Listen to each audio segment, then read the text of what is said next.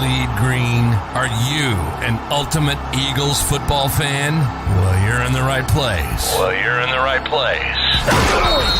Ready? This is Birds 365, hosted by the new Mac and Mac, Jody McDonald and John McMullen. Here we go! Who collectively have covered and talked about more than 50 plus years of Eagles football. Kick off your day with Birds 365. You'll get debate. We love to argue. You'll get the real story from inside the locker room. And you'll hear from some of the great football minds from around the region. You're about to become an Eagles insider. Get in the game. Join Jody Mack and Johnny Mack and join the football community that flocks to Birds 365. Birds 365 starts right now. Welcome to the NFL. Let's go! Let's go! Go!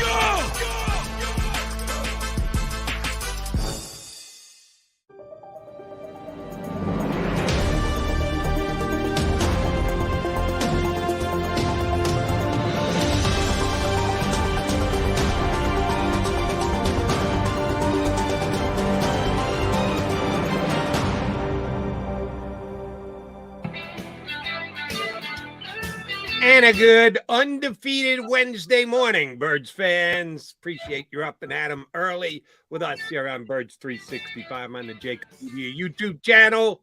Go ahead. How many people? We got about 50 people already logged in. Go ahead. Hit that like button right off the bat. Eagles undefeated. You heard that right. Undefeated. You have been a man of your word. You're not going to skip undefeated. No, while they're as undefeated. long as they are. Why the hell would I come on and lie? No, this is something you bask in. You honor on a daily basis. And hopefully it keeps going for a while and a while and a while and a while. We don't know how long that's going to last. But we know he got it all week this week. And I'm pretty sure we're going to have it all week next week. Pittsburgh Steelers coming to town. They have not had a lot of success in Philadelphia, be it at the Vet. Yeah, how weird is that, Jody? That's just weird. I mean, they don't play here. Yeah, they don't play here very often. So I think the last time the Steelers won here was 1965 at Franklin Field. Now, if you think about it, Chuck Noll got there in 1969. So that became sort of the standard, record Super Bowl championships. They've only had 3 coaches. All of them have won Super Bowls. 2 of them are in the Hall of Fame. The other one's going to the Hall of Fame. But they can't win in Philadelphia. Now, it's only 9 games, but still, it's weird because the Steelers have been successful for the vast majority of that time. Yeah. It's very weird. The Jets have never won in Philadelphia either, but unfortunately, I can relate to the fact that the Jets aren't always all that good. They're not a standard bearer in the NFL like the Steelers are. So the fact that they haven't won in Philly, they play here infrequently enough to go, all right, well, not that many games, but they've won none. Well, the Steelers haven't won none in the last 50 years coming here to Philadelphia, which is kind of amazing into itself. Oh, by the way, they come in and they're struggling. Nothing if they rolled in as a 5-2 team. No, they roll in as a 2-5 team. And right now they're going through some growing pains and they're not playing well. The Eagles are undefeated, as someone just noted, and they are a 10.5 point favorite, double digit. Let me say this slowly. The Eagles are a double digit favorite over the Pittsburgh Steelers in those 9 straight games that they've won. I don't think they've been double digit favorites altogether too often. It looks like a mismatch on paper, Johnny Mac. It is a mismatch on paper, and that's why they're a double-digit favorite. Look, Pittsburgh and Mike Tomlin talked about it yesterday. They're going to live through the growing pains with Kenny Pickett, and there's going to be some growing pains, and we've already seen some of them, and we'll continue. Yeah, it's hard to imagine, especially without T.J. Watt, who's getting closer, but he's not going to be back for this game. They haven't been the same defensively without T.J. Watt, who, if people don't know, is the reigning defensive player of the year. So he's a big deal. One of the best pass rushers in this league. They don't have him. They're not going to have him. So yeah, on paper, this is a mismatch, and then you start talking about the dreaded, which we've talked about. The sign of a good team, Jody. I don't know. One of the signs of a good team when you constantly talk about trap games because they should win games, and you say, "Well, this is a trap. This is a trap. This is a trap." We've already said that a number of times for the Eagles. They're a good team, and they should beat teams like Pittsburgh. And they are a 10.5-point favorite, as we've already noted. And the reason why it kind of jumps out at me, hits me maybe harder than it should, is because we're now 6 games into the season. We oftentimes forget exactly where we're coming from. At the end of last season, the Eagles and the Pittsburgh Steelers were basically in the same exact place. As a matter of fact, you're splitting hairs here, but the Steelers were in a better place than the Eagles. Eagles finished 9-8. The Steelers finished 9-7-1 with that dreaded tie on their record last year. They were both the last playoff spot to sneak in. They both got beat in the first round of the playoffs, and their season was over and done with. So you parallel the end of last season between these two teams, say, all right, they're starting from basically the same place. The Steelers have one of the worst records in the National Football League, and the Eagles are the only undefeated team in the National Football League. I'd say the Eagles and Howie Roseman have had the better offseason leading up to this point by just a little bit. Wouldn't you agree? Yeah, slightly. Anytime you lose a Hall of Fame quarterback in the offseason, you're going to have issues. And I know Ben Roethlisberger wasn't playing like his Hall of Fame self at the end of his career, but there's a big difference. And I mentioned this earlier this week. There's a big difference from a guy who knows how to play, who's seen everything. And yeah, he might be doing it more on savvy later in his career than anything else. But hey, whatever it takes. And they were a competent team with Ben Roethlisberger, and it's no surprise they're not a competent team without him. I mean, it's no surprise. It's hard to do unless you're in Green Bay, which I always say the most spoiled fan base in the country. Philadelphia might give them a run over the next 2 weeks. We'll see how it shakes out. But, they've had 35 years of consecutive Hall of Fame quarterback play. Generally, it doesn't happen. You might get one, and then you start feeling how the other half lives. The Steelers have had their own great run in a different way, but they're feeling how the other half lives, at least for the short term. So the bye week is in our rearview mirror. We've had fun to be able to just kind of ease off the throttle a little bit with the Phillies doing what they're doing here in Philadelphia. But the attention now goes back to the Eagles, and they will share it with the Phillies because they're going into the World Series. Steelers coming to town the next couple of weeks. Eagles are not only going to be favorite like they are this week, but maybe big favorites like they are this week, double-digit choice over the Pittsburgh Steelers right now. And Tuesday coming up is a day that will certainly grab the attention of the football fans around the country because that's the trade deadline. It's bigger than it used to be. Johnny Mac, you and I have both been doing this for a while. The NFL trade deadline used to be like on September 25th. You had to make a decision 3 weeks into the year. All right, do we want to make a trade? You don't even know if you've got a good team or not yet. The NFL has wisely just moved it back another week.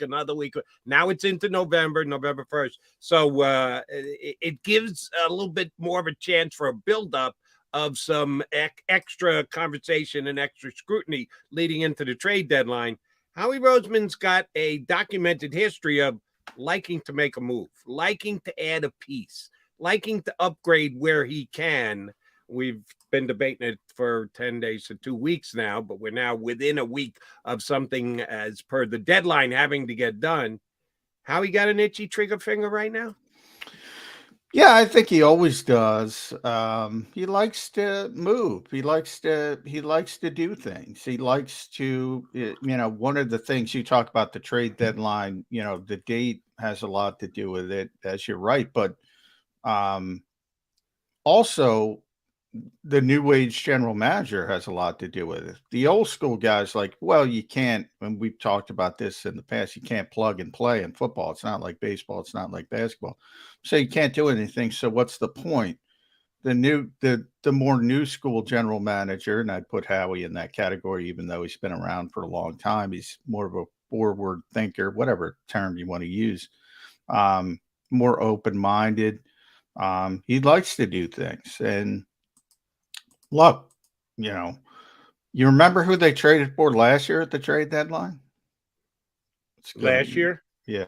No, who'd they got? Kerry Vincent Jr. Oh, okay. So rather forgettable. Yes, I apologize for forgetting, but not really. I was setting you up because I knew it wouldn't get. Nobody's going to get that. Basically, Jody wasn't trying to trip you up.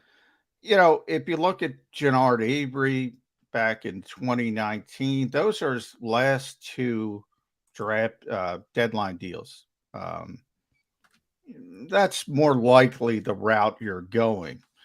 Everybody wants to go back to Jay Ajayi, and even Jay Ajayi wasn't it worked, but it wasn't Brian Burns splash. It was, all right, we need some help at running back. Let's see if Jay Ajayi's got what he's got, see if he fits in. It worked.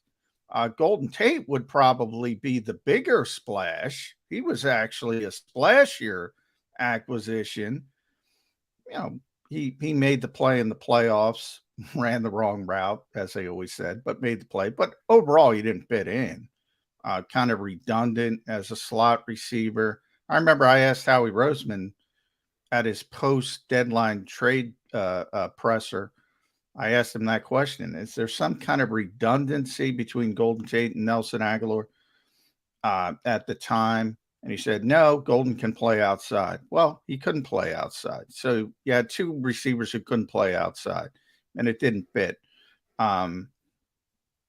That's your last four trade deadline guys. So, people can expect the splash every year.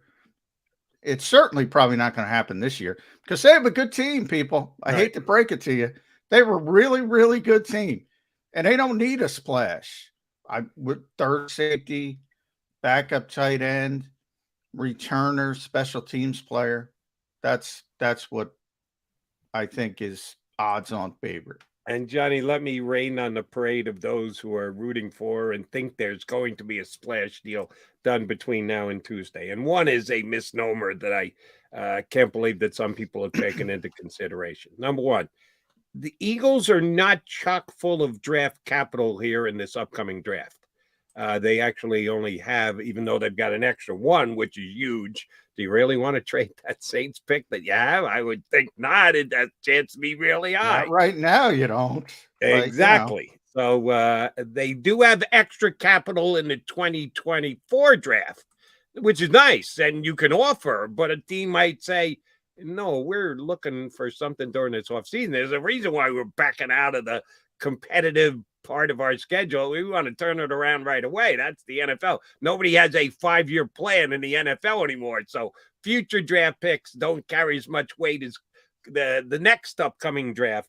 So that has been overstated. And the other one is the Eagles have the most cap room in the NFL at the end of this season going into 2023. Yeah, they do. That's factually correct. Yeah, but what you're skipping is the fact that you've got how many starters who are free agents going into this season that you're going to want to bring back some, if not most, if not all of them. So that cap money is going to go pretty damn quickly and then turn around immediately thereafter. You got a quarterback who right now is the second choice in the MVP in the league. And he's playing for how much, Johnny Mac? $1 million and change this year? $1 million and change, which is going to turn into what I would say Kyler Murray like money at the bare minimum if things stay at the status quo. Now you have a little bit of a cushion because you can extend him and still let him play out his rookie deal. Give him the money up front, sort of how he's great at that kind of stuff. But as you mentioned, especially defense, add it up. Fletcher Cox, Javon Hargrave, what are you going to do with Brandon Graham? James Bradbury, Kaiser White, T.J. Edwards, Marcus Epps, Chauncey Gardner-Johnson. It's basically the whole defense. It's your starting unit on defense. Yeah. That's so we got more cap room.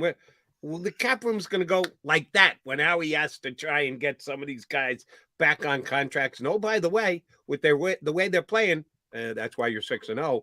None of them are coming cheap. No, they're all going up from what they're making right now. Nobody's coming back for less just because they're ego. No. They're all going to hit the market. They're all going to get paid, and it's going to either be here in Philadelphia or it's going to be somewhere else. So, stay narrow focused on the fact that they're 6-0. We're in the moment. We're talking about this season, but when you've got the NFL trade deadline, these are things you have to take into consideration going forward. If they were to be able to go out and get a big name guy who's making good money this year and's got more time left on his contract, that cap money is going to go like this. Okay, we'll bring in someone now, but that's just someone that is contributing to the team as we speak, who might not be back because they're a free agent. That's why I'm with you, J-Mac. If Howie's going to do something, one of my favorite words is tinker. I think he may tinker. I think he may make a small move, a role player, something along those lines. Those who are thinking the missing piece, the Eagles are going to get the missing piece between now and Tuesday. No, they're not. Their pieces are in place. Yeah. You may get what is the missing piece? I'll ask you, Jody. What is the missing piece? Is there a missing piece? I honestly don't believe so, John.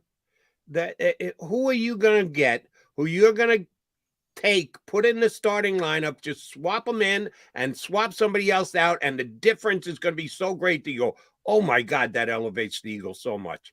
I don't think that player exists. And mainly it's because the Eagles are good. They don't need to move any of their starters. There isn't a gaping hole in this Eagles starting lineup right now. No, there isn't. So, one is gone. One isn't going to go anywhere, but I'll throw the two names everybody talked about. Christian McCaffrey, would he have made a difference? And Brian Burns, what kind of difference would he make if they made those splash moves? Because I know what I think, but I want to hear what you think. You and I talked about it yesterday, and we disagreed on this a little bit. I think that this team is strong now. We're watching the Phillies do what they're doing. They're all patting each other on the back saying, I do this for my teammate. I do this for my teammate. We do this as a unit. I believe it. They're selling it to me. They're doing a real nice job of making me believe they are a unit, and they all fight for the same cause, and it's their teammates. I think Eagles are similar in that way. I think they've got good leadership in the coaches. I think they've got a good leader at quarterback. I think they got a good leader on the defense, even though, as John pointed out yesterday, they're using him judiciously. Brandon Graham is actually getting less snaps than I thought he was. I'm just judging by the production. I'm going, oh, wow, BG's playing well. No, he's playing well in less snaps. Less is more. And that's the coaching staff doing it again.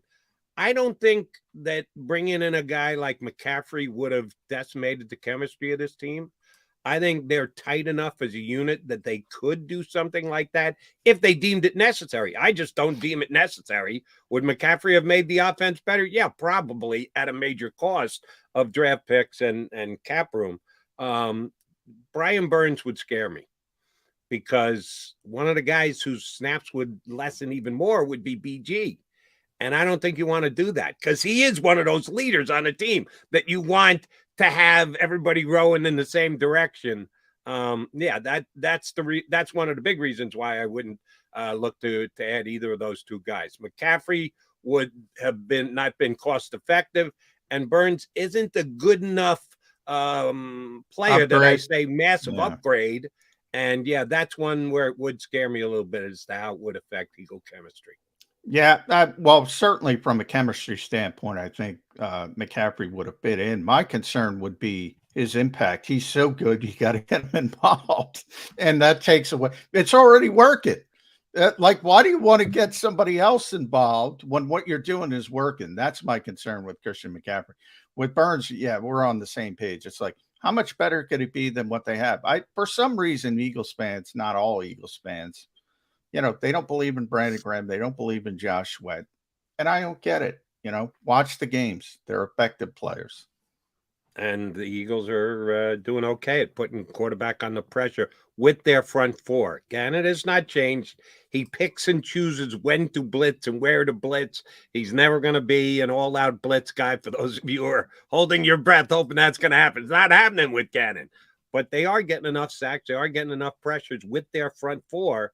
Yeah, that's not a position that I think they need to upgrade. One of the reasons why we're talking about it, other than the calendar says we should, is that the trade deadline is coming up on Tuesday. Another thing we have to keep in mind, we just noted how many Eagle free agents there are at the end of this year. If they don't make a deal, if they don't get a contract done with a player, they could be leaving in free agency. That's where we get into the compensatory draft picks that could come back if the Eagles lose some guys. The best here in Philadelphia. I always go to his column. Oh, you got to come on compensatory draft picks. I got to see what Kempski's got to say. Jimmy Kempski from Philly Voice will be coming up next with us. He's John McMullen. I'm Jody McDonald. You got your Mac and Mac Birds 365 guys.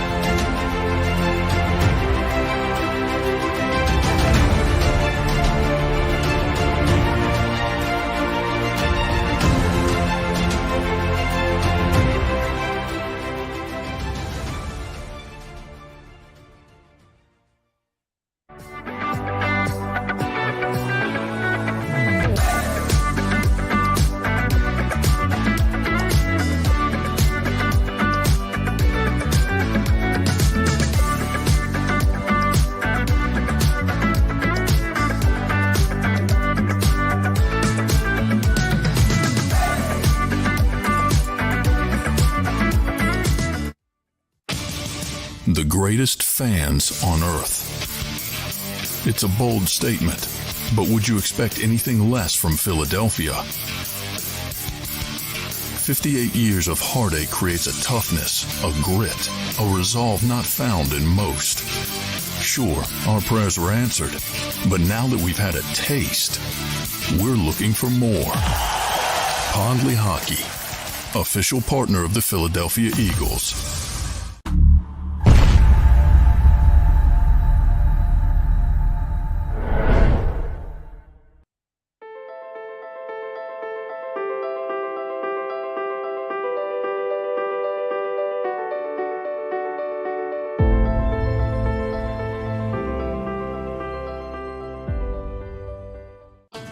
The faces you know, the team you trust.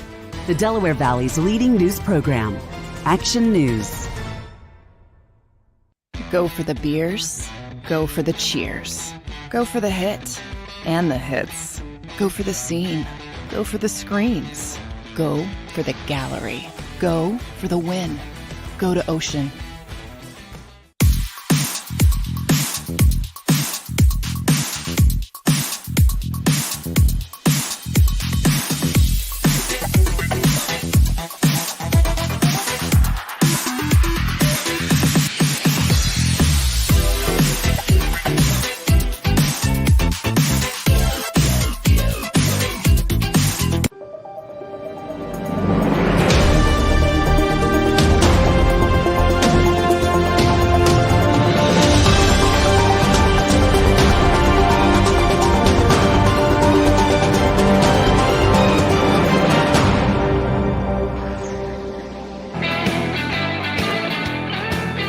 On a full-fledged Wednesday, undefeated Wednesday, not a walkthrough Wednesday. Eagles actually probably going to practice today.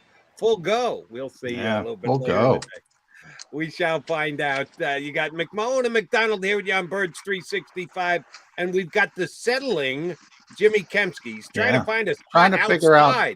Yeah. What are you doing outside, Kempski? I was out for a run. I'm sitting on the curb outside Rite Aid in Marlton. All right, nice. Jody knows that well. Yes, I do. Not far from the house. Yeah. Good to have we you appreciate it. Going above and beyond.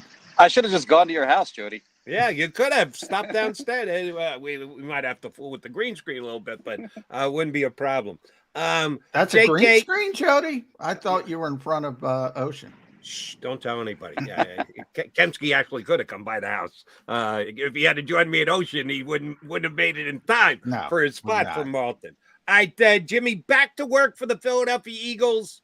The bye week coming at the time that it did certainly helped Lane Johnson, and don't underestimate how big that is to the Eagles. But all other things being considered, good timing, bad timing, Eagles can't control it. You just have to deal with it. But did it work to their favor or to their potential downside? I mean, you could look at that one of two ways. I mean, you have a team that has one guy on injured reserve in Derek Barnett, and otherwise are like totally healthy. Like I don't expect to be any surprises on the injury report, which will come out later today. So on the one hand, it's good to get the offensive line healthy. Of course, everyone except Lane Johnson was on the injury report heading into the Dallas game last Sunday night.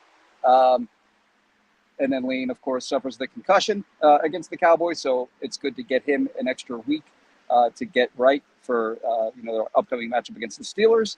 So from the offensive line perspective, the bye came at a great time. For the rest of the team, they probably would have liked it a little bit later in the season. Yeah. I think later is always better. I mean, if you look at some of the teams that we expected to be good this season in the NFC, Jimmy, the Rams, obviously, Tampa Bay, Green Bay, I think the one theme of all of those three teams, a lot of things have gone wrong, but the one they all have in common is offensive line, banged up, lost guys, struggling to block people.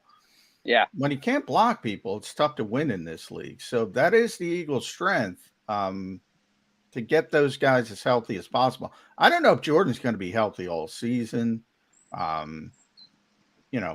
Lane, 1 week, you never know with concussions, but obviously it would be difficult week. You expect him back now. It is good for the offensive line, but your bigger picture take, I think, is the correct one. The later, the better. They had a very late bye last year. That's better to me than this early bye. Yeah, and they have their Thursday night game the week after. Sort of the mini Steelers, bye, so they'll get a little mini bye with that. But again, that's pretty early too. So like that's what, week 9, and then they got to play 8 straight games on 8 straight weekends from there on out. So yeah, it'll be and for their perspective, ideally they'll have the 1 seed wrapped up by the time week 18 rolls around, and then they can rest starters, and then they also get the first round bye if they can continue to win games, obviously. And that's sort of maybe the carrot that's kind of being held in front of them. But for now, I think that last 8-game stretch will be taxing on them. Jimmy, we know last week the players all had off, spread to the corners of the world or wherever they were going for their week off. Not the coaches. The coaches were in self-evaluating, self-scouting all week long. I'd say you had pretty damn good grades during a 6-0 start. But if there was 1 or 2 things where you say they go back, double check all the film, and they go, all right, we got to be better in this, and here's how we go about doing that. What do you think the coaching staff could be looking to tinker with after doing all this self-evaluation? I don't know how they fix it, but special teams has been a big concern throughout the first part of the season and going forward. They've had some big mistakes on special teams, but they haven't been hurt by them in terms of losing a game as a result. Right. But that's my concern going forward the rest of the season. As for, certain things that you can look at offensively or defensively, you can quibble about some small things here and there, but ultimately the results are there. Like, Shane Steichen has done a great job in terms of play calling. Nick Sirianni and his offensive staff have done a phenomenal job of game planning. I think their plans going into most of these games have been very good. And then Jonathan Gannon, who was, I don't know if you want to say he was on the hot seat necessarily to begin the season, but certainly he was facing scrutiny heading into the season. He's had a great year with the way that the defense has played so far. They're getting outstanding play out of the secondary. That, of course, doesn't hurt. They've gotten... Oh, we lost Jimmy You got him, Jody? Is that just still me? See his face, but yeah. we lost his. We have audio. lost the audio. I did want to quibble with. There we go. Got you back, Jimmy. Sorry about that. My girlfriend called me. That somehow disrupted my audio. Apparently. Yeah, always disrupts. You mentioned special teams. I agree with you, but I do want to quibble about one other thing that I think is a legitimate concern. Legitimate, not much nitpicking, and that's tackling. They haven't been a good tackling team. Now, it started in Detroit. It was really bad. Now they improved from Detroit. Other than Washington, though, if you look at the numbers, I mean, the advanced numbers, they're one of the worst tackling teams in the NFL. Is that fixable, or is that just sort of the way they're built? Because they have a lot of, undersized players. You think about Chauncey Gardner-Johnson moving from corner to safety, Kaiser White, safety to linebacker. If you go back to his college days, Hassan Reddick's undersized. Mm-hmm. Is this just a poor tackling team? Slay's never been a good tackler, really. James Bradbury is another one that I actually thought was a good tackler heading into the season, but for as awesome as he has played, especially particularly in coverage, he's kind of not been great as a tackler. I think there's something to be said for that being a concern, heading down the backstretch of the season. We'll see. They have a phenomenal tackler in TJ Edwards, obviously, and then Brandon Graham and Jordan Davis. Brandon Graham hasn't really gotten a ton of playing time. He's made great use of the playing time he has gotten. I think we'll see Jordan Davis get more playing time as the season goes along. He's probably going to be playing. He's pretty much solely played in odd man fronts so far this year as the nose. He'll probably get more opportunities in even man fronts as the season sort of carries on here. They didn't trade up for him to play 20 snaps a game. So he's probably going to get more playing time. But I think that's a valid concern that you bring up as well. Jimmy, in addition to the trade talk of what the Eagles are going to do here over the next 6 days before the deadline, we can continually look at and speculate the Eagles with 7 defensive starters right now. They're going to be free agents at the end of the year. Howie has a track record of getting extensions done before guys get to free agency. Last year, huge with Mailata and Goddard and Sweat. Yep. They got a whole bunch of guys that they could talk to during this offseason. What do you think Howie is prioritizing, if any? Maybe I'm just off. Maybe I'm holding him to his track record. Do you think that Roseman is talking to agents, to any of the impending Eagle free agents?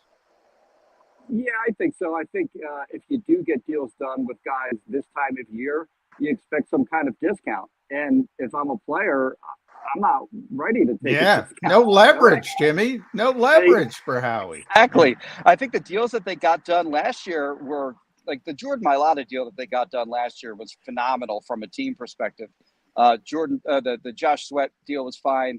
The Dallas Goedert deal, that is another fantastic team-friendly deal that they got done with Dallas Goedert. Josh Sweat deal was fine. The Vontae Maddox deal was fine. So you expect guys to take a little bit of a discount. Basically, from a player perspective, you would sign a deal maybe on a little bit of a discount on the theory that I could get hurt and tear an ACL and then I'm not worth as much during the offseason. So that's sort of the balance that you have to feel out if you're a player. I look at the linebacker and the safety positions where both starting linebackers, TJ Edwards and Kaiser White, are scheduled to become free agents next offseason. Chauncey Gardner-Johnson, Marcus Epps, also both scheduled to be free agents next offseason. So it'll be interesting to see what they do if they can get anything done with either one of those guys at either position. Isaac Seumalo is another guy that I think makes some sense, although he's starting to get up there in age a little bit. And he's played well. Isaac's played well, though. Yeah. Sure, for sure. And then Miles Sanders, of course, is sort of the high-profile player that a lot of people are interested to see what happens with him. So, they have a lot of players that are going to be free agents that I think they'd like to keep. They have others that are almost certainly going to leave, like Andre Dillard and Gardner Minshew. But it's an off season where they'll have more guys hitting free agency than they have in recent years. Probably not since 2018. I think they had a lot of guys that they weren't going to be able to bring back, and I think that's probably the case next year as well. They do have a lot of draft picks to sort of refill the pipeline with young players if they do lose guys in free agency. But yeah, I think fans are going to have to prepare themselves that some of these guys that are contributors are probably not going to be on the team next year. All right, let's talk trade deadline. We got to get that in the mix, Jimmy. I know you'll know because I threw it out to Jody. Nobody knows, but I know you'll know who the Eagles picked up at the trade deadline last year. Yes, the great Kerry Vincent Jr. Typically, if you look at Howie's history, everybody goes back to Jay Ajayi, but since Jay Ajayi, who, by the way, wasn't a splash. Yeah, he was a well-known player, but he wasn't a splash. Golden Tate was more of a splash. That didn't work out, although he made the catch in Chicago. Then you had Kerry Vincent. Who am I missing? Somebody in between. Gennard Flacco. Yeah. So here, I'll give you the whole history. 2021 was Kerry Vincent. By the way, he's not on the roster at all, not even on practice squad anymore. They traded Joe Flacco for a pick. They traded Ertz for a pick. About a week at the trade deadline. And Tay Gowan, remember the Tay Gowan hype? I still remember. Right. You remember you were there for the introductory Tay Gowan press conference. You remember that when they brought him out to us in the COVID time, and nobody knew who he was, and we're all looking at each other. Yeah, that's right. Yeah. So 2020 was nobody. 2019 was Gennard Avery. 2018 Golden Tate, and 2017 was JHI, and then nobody also in 2016. Yeah, so everybody wants to splash, and we've already heard about Christian McCaffrey. I call it a non-offer offer, third-round pick when he's getting 4 picks. I mean, come on. Howie just wants to keep his eye on sort of the market, and everybody wants Brian Burns. Here's my question to you, Jimmy. And Carolina's not trading Brian Burns, but why do people think the Eagles have to make a splash? They're 6-0. They're the only undefeated team. They have a top 5 offense, a top 5 defense. There's something to chemistry, isn't there? Greed is good.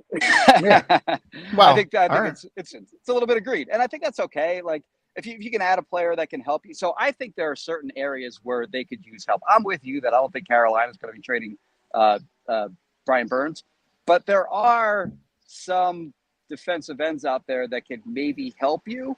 If you don't have to make a big splash there. Like, I think a guy like Rasheem Green in Houston makes sense. Yeah. A guy like Denico Autry, if the Colts are going to be selling now after they just benched Matt Ryan.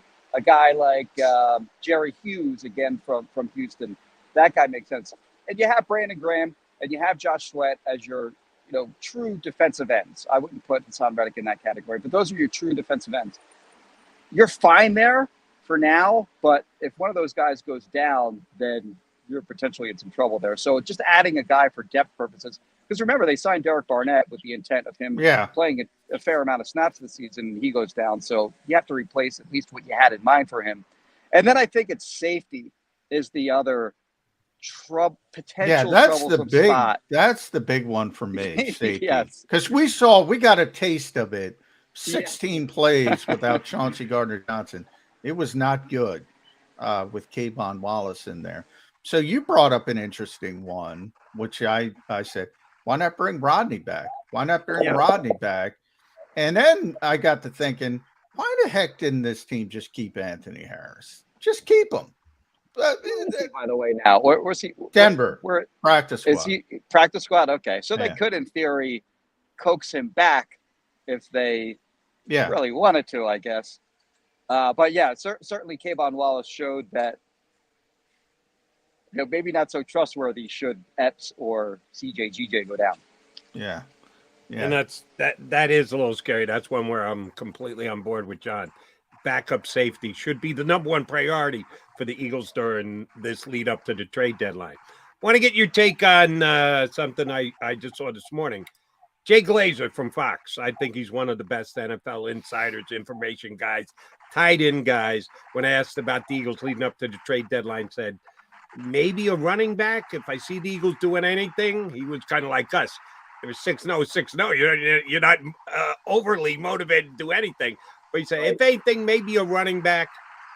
I'm good with the Eagles at running back. If anything, I'd like to see a little bit more Trey Sermon just to see if he fits and could be a guy going forward with this team. You think the Eagles going to be in the market for a running back? McCaffrey got moved. The Eagles weren't getting into that kind of bidding. Any other running back you say, oh, yeah, if the Eagles could add him, that would upgrade the roster? Yeah, so the guy that I would look at there is David Montgomery from the Bears, who kind of gives you the same power element that you got from Jordan Howard the last few years, for example. He's a guy that doesn't have a great yards per carry average over his career. I think it's only like 3.9, of course, playing behind a terrible Bears offensive line. Mm-hmm. You wonder if the Bears are sellers at this point. I think they lost, what was it, Monday night to the Patriots, then certainly they'd be selling. And, you know, the other guy in Chicago would be Robert Quinn, that a lot of people have talked about potentially getting moved. If they lose on Sunday, then, you know, maybe they're convinced to sell off some players. But he's in the final year of his deal, David Montgomery. And, I think he kind of gives you that same element that Jordan Howard gave the Eagles when the Eagles traded for him. Basically at the same point in their respective careers, they gave up a 6 that could become a 5 if he hit certain benchmarks, if I recall correctly. So if the cost is something along those lines, why not? Yeah, you know, why not? Why not add a guy like and that? you saw what James Robinson got. It was a conditional 6th. So I don't think it would cost a ton. I'm not sure if Chicago. It's interesting. That's where the Eagles got Jordan Howard as well. So maybe that could be revisited. When I talk about running back, here's my question for you, Jimmy. I get this feeling, and I want to see if you get this feeling. I think the coaching staff likes Miles Sanders. I think they like him. You hear Nick Sirianni. Miles is our guy. Smack the table. I don't think the front office likes Miles as much as the coaching staff. Do you get that same feeling?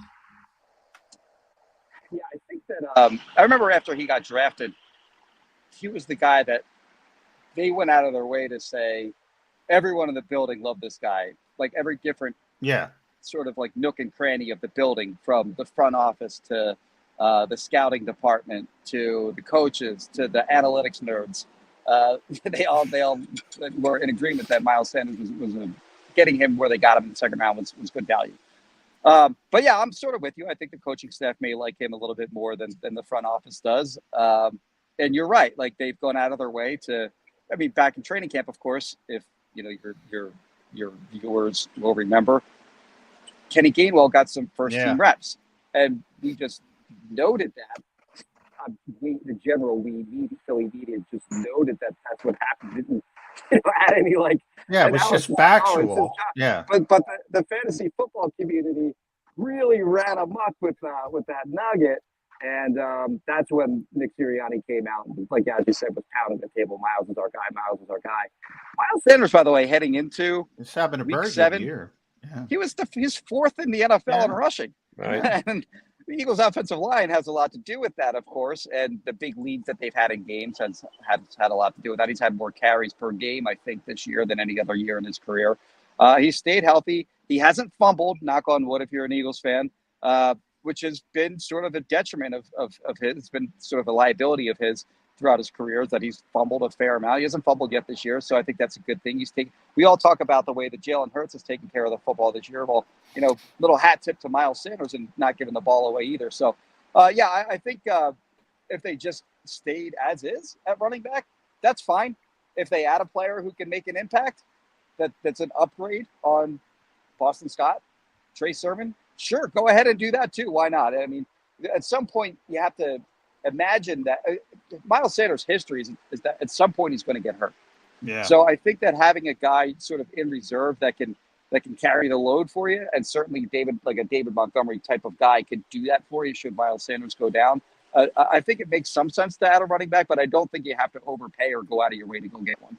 And for those in the Miles Sanders fan club who want to see him come back this offseason, we got a lot of road to travel before we actually get there. And I don't think Miles will be the one that they cut the deal with in season to get him done before hitting free agency. I think he's going all the way to free agency.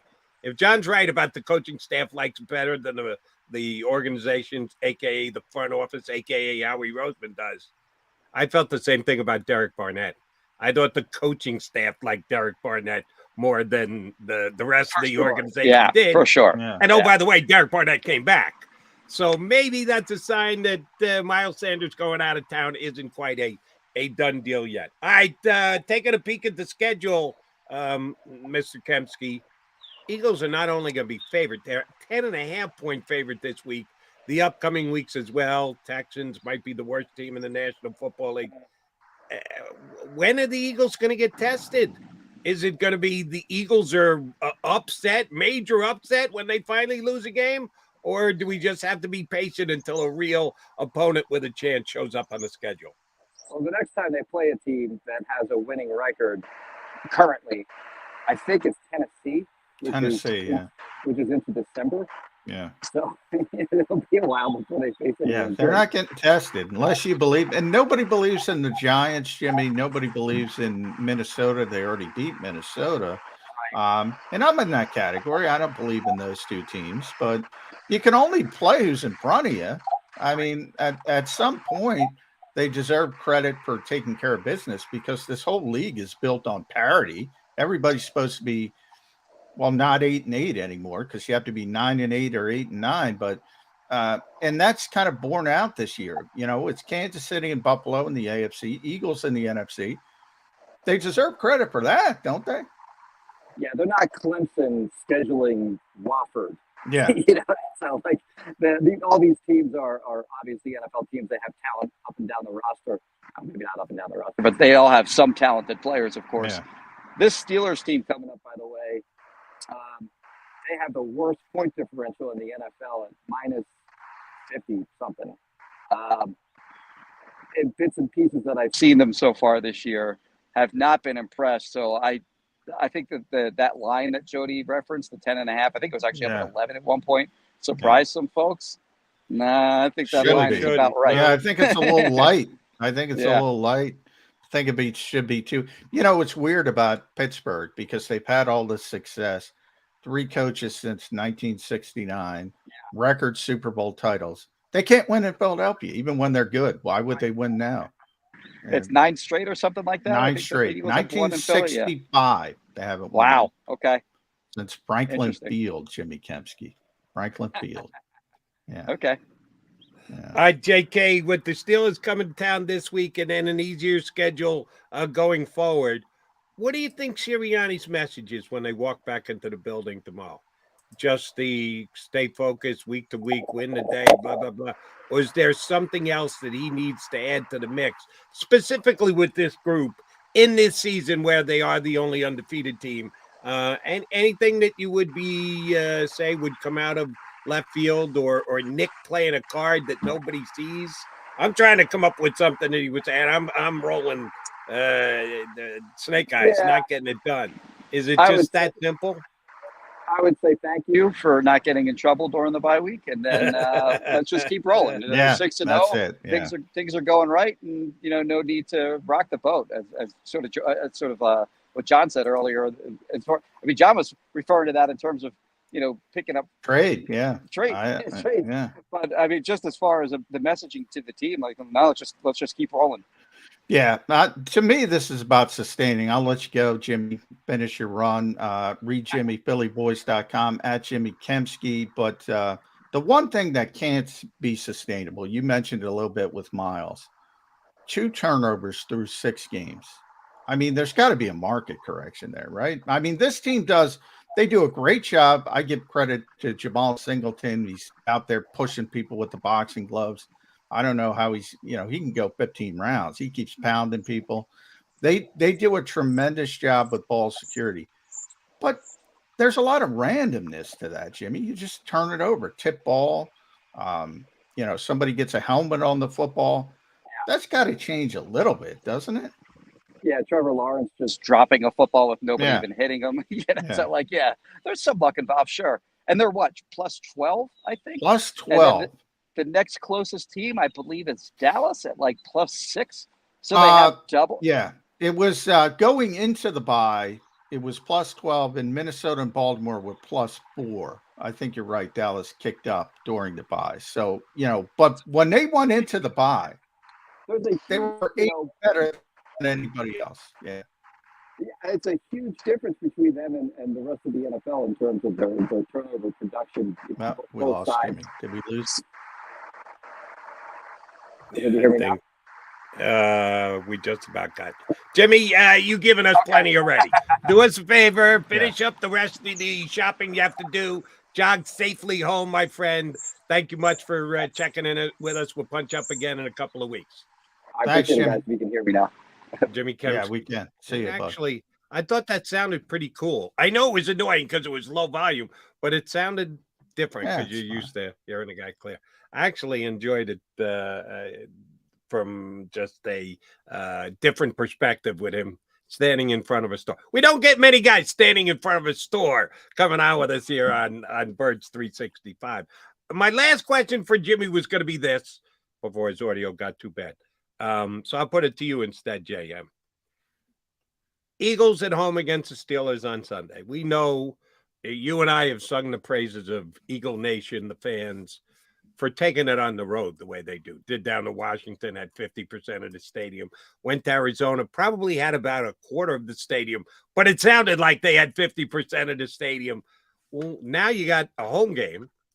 Steeler fans, I can tell you, are one of the best traveling fan bases. Yeah. I've been to Jet Steeler games, doing the Jet pregame show on a radio station in New York. And just Steeler fan after Steeler fan after Steeler fan walking by, go, where are the Jet fans? So they travel well, but the Steelers, as you and I noted in the first segment today, are usually pretty damn good and involved in postseason push. And this year they got one of the worst records in the NFL. So maybe they don't travel as well. If they're going to travel anywhere, Steeler fans, stay in state, go to an Eagle game. But Eagle fans don't give up their tickets. We've also this week talked a lot, or at least I have on my other broadcast outlets, about how loud and how great Citizens Bank Park has been for the Phillies. They are undefeated at home here in the postseason, and it is unbelievably loud for these games, and the fans have been supported. Do the Eagle fans, who are Philly fans as well, but prioritize Eagles over Phillies, do they feel challenged to live up to what the Philly fans have been doing in Citizens Bank Park, that they do the exact same at the Link this Sunday for the Eagles? I mean, I think, you know, the majority of all Phillies fans are Eagles fans. I think there are a lot of the same people. So I don't think that plays into it as at all. I think you really not at all. Not at all. Because I mean, this is an Eagles town. The first and foremost, you know, if you go to a Phillies game during the regular season when there's 25,000 people there on a good night, you know, you'll hear the Eagles chants, you'll hear it at Sixers games. You don't see vice versa that much. Now, maybe this time you do because the Phillies are in the World Series. Right. Maybe you'll see it. But they're all the same people. All the Phillies fans are Eagles fans. So here's where I would differ with you. They're 4 for 4 is a big thing in this town. You got to be a fan of all 4 teams. But having done sports talk for 30 plus years, there is prioritizing. There is a ranking of the teams for each individual. Oh yeah. So while they're not competing, there is an individual pride taken if your number one team is your rooting interest. Number one team is the number one team. And right now, I will go out on a limb and project right now. I don't think the Link will get as loud on Sunday for Eagles Steelers as it has been for any of the games. It's a mid-season game. 7 going for 7-0, but still a mid-season game as compared to an NLCS game. Agreed. There's much more on the line with the baseball team than the football team right now, but that's not the way it's going to be judged by the fan. The fans are going to say, and we're even louder than an Eagles game, because you're right, it's an Eagle town. I think there'll be some of that. I think there'll be Eagle fans who put Eagles on the top of the list above the Phillies who want to make a verbal statement. The Phillies are on top of the list, and deservedly so, because they're in the World Series. So, you know, for this run, you know, they're number one. and they should be number one. But that's a very small window. You know, when the Sixers make a run in the playoffs, same thing. When the Flyers make a run, which hasn't been for a while, but same thing. You have this very short window where they take over the city. But, you know, I said it earlier, win, lose, or draw, whether the Phillies win the World Series, lose the World Series, they're not going to draw. But it doesn't matter. 10 minutes after it's over, it's an Eagles town again. It's Eagles, Eagles, Eagles, and especially when they're good, and they're good. So they will, you know, order will be restored when it comes after the World Series. But look, the Phillies are in the World Series. It's a big deal, and it doesn't happen that often. So it's understandable why it's a big deal. But I don't think it affects the Eagles at all. I really don't. Okay, but I need you to take note of it because you'll be down at the game on Sunday. I'll be here watching all the games and prepping for my national show. I think Eagle fans are going to go out of the way because I do think there's a competition. Some are Eagles, Phillies, right across the board even. Most people don't do that. There's a priority to their rooting interests of the teams in town. And yes, if you just line them all up and numbered them, there would be more Eagle fans than Philly fans. You and I agree on that. But I think there's a little competition going on here because Citizens Bank Park has rocked as much as it has this past week. I think the Eagle fans will take up the challenge this weekend at the Link. All right, he's McMullen. I'm McDonald. That makes us Mac and Mac. I'm Birds 365. Come back. I want to get John's take on odds. Playoff. Go to get your game on. Go for the beers. Go for the cheers. Go for the hit and the hits. Go for the stakes and the stakes. Go to get your parlay on. Go to get your party on. Go for the scene. Go for the screens. Go for the gallery. Go for the win. Go to Ocean. Visit theoceanac.com to plan your visit.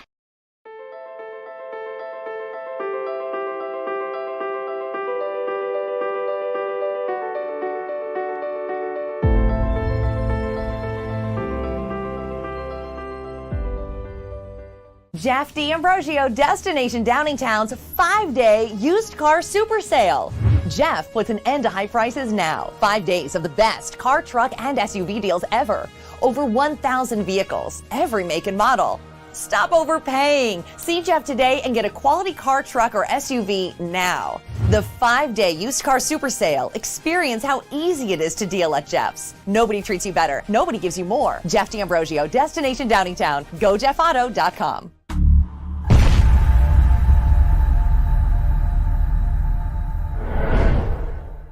Score and save this football season on your car insurance. Before the next game, save up to 40% on your auto insurance policy. That's right, 40% savings. Call an Audible this season and contact the Del Val Insurance Group. They're an advocate for you, not an insurance company. That means they'll get you the right coverage and save you up to 40%. Call managing partners Fran or Jim of Del Val Insurance, 215-354-0122, or score and save at dvigi.com. dvigi.com. Hi everybody, my name's Jason Lombardi. I'm an inspector at DryTech. At DryTech we offer 3 major services, the first one being basement waterproofing. The second service we offer is foundation and structural repairs. And then the third service that we offer is mold remediation. If you feel you are having a waterproofing issue, give DryTech a call or check us out online.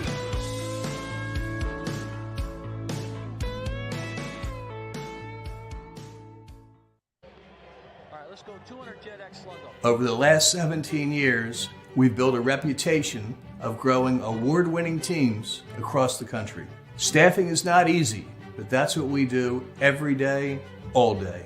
The key to our success is storytelling, asking the right questions to find the right people. Hi, I'm Gary Kane, president of Kane Partners. We want to be your staffing partner.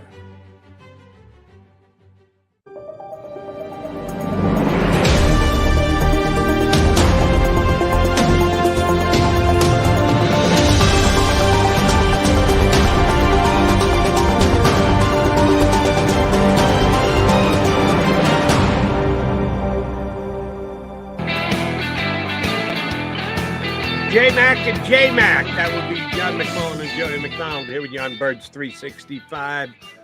We head down the shore. Michael Gill from the Sports Bash, 97.3. Sometimes I get those numbers mixed up. Yeah, it's understandable. You got 97.3 down the shore, 97.5 up here. I used to work with a station. I get it mixed up. Sometimes used to juxtapose those numbers. So the Sports Bash dude, Mike Gill, will join us coming up in less than 20 minutes. J-Mac, again, a fan issue. And sometimes here on our stream, Jody doesn't know Philly well enough. Let me relate something that I've experienced doing sports talk in this town for 33 years, okay? You don't know Philly yet, Jody. No, maybe a couple more years. Wet behind the ears, all 33 years of them. This is just my experience that from time to time, Philadelphia fans overstate disrespect. Now, I'm saying this as just 3 weeks ago here on the show, I was getting annoyed by power rankings having the Eagles as the 4th best team in the NFL when they're the only undefeated team, but they're the 4th best team on somebody's power rankings. Yeah, so I could do it myself. I'm casting aspersions inward as well as outward, but just overall talking about Philadelphia fans, it's almost like they feel the need. Was it you who told the story the other day about Belichick and using the parade for the Super Bowl? I told that story. Yeah. Yeah. I told that story. Yeah. I remember you're telling it just earlier this week that the Philadelphia fans think they're doing that when they say they're being disrespected. Oh, no respect the national media. Nobody gives us credit. Everybody's hating on Philadelphia. No. I think that's always woefully overstated. It's annoying to be by the Philadelphia fan base. Yeah. So let me buoy those individuals and say Philly's getting the respect they deserve. Power rankings aside, for all the media outlets and the like, the place that I actually prefer to go to is, and some people disagree with this, I think you're on the same page with me, John, but if you're not, please say so. I actually take more out of the wagering odds than I do a quote-unquote national media outlet's opinion. Because with the odds, there's something real at stake, losing money. If they put out bad odds, the company that's running DraftKings, FanDuel, SportsBet, well, whoever we're talking about here, BetParks, Oceans, they don't want to lose money. Nobody wants to lose money. So they're going to work hard to get it as on point as they possibly can. So I'll give you the latest odds on the Eagles' chances to win the Super Bowl. And you want to talk about disrespect. The favorites right now are the Buffalo Bills. They're 5-2 to win the whole thing. The Philadelphia Eagles are second. Now they're power ranked second. More importantly, they're the second choice right now to win it all, the Super Bowl, 5-1. The Kansas City Chiefs are third choice, and a couple of outlets, power rankings had the Chiefs ahead of the Eagles prior to last week. They got beat by Buffalo, so they rightfully dropped. So the Eagles are right where they should be. The Eagles are 5-1. The Chiefs are 6-1. 49ers, who Johnny Mack had coming out of the NFC this I'm year. not the only one, Jody. We had Clark Judge was on my side as well. Clark's an old head. Yeah, he's a 49er fan. Yeah, that's true. See, that's what I'm talking about.